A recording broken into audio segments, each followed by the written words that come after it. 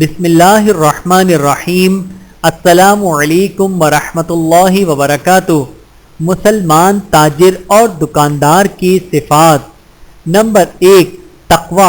رسول اللہ صلی اللہ علیہ وآلہ وسلم کے ارشاد کا مفہوم ہے کہ تاجر لوگ قیامت کے دن نافرمان لوگوں میں شامل کھڑے اٹھائے جائیں گے، سوائے ان لوگوں کے جو تقوی اختیار کرے، اللہ سے ڈرے، نیکی کرے اور سچ بولے۔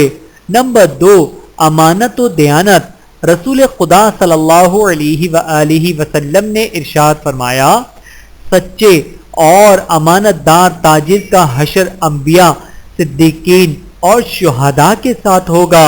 نمبر 3، سچائی۔ درجے بالا حدیث میں دیانت و امانت کے ساتھ تاجر کا ایک لازمی صف سچائی بھی مذکور ہے۔ نمبر 4، نرمی اور حسن اخلاق۔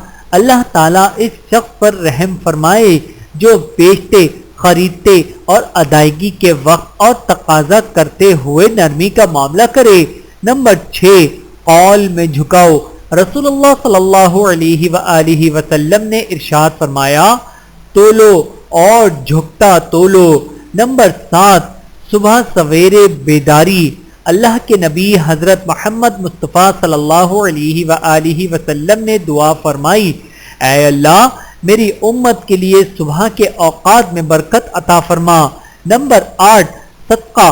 آپ صلی اللہ علیہ وآلہ وسلم نے ارشاد فرمایا، اے تاجروں کی جماعت، بے شک شیطان اور گناہ دونوں خرید و فروخت میں ہی آ جاتے ہیں، بس تم اپنی تجارت کے ساتھ صدقے کو ملا لیا کرو۔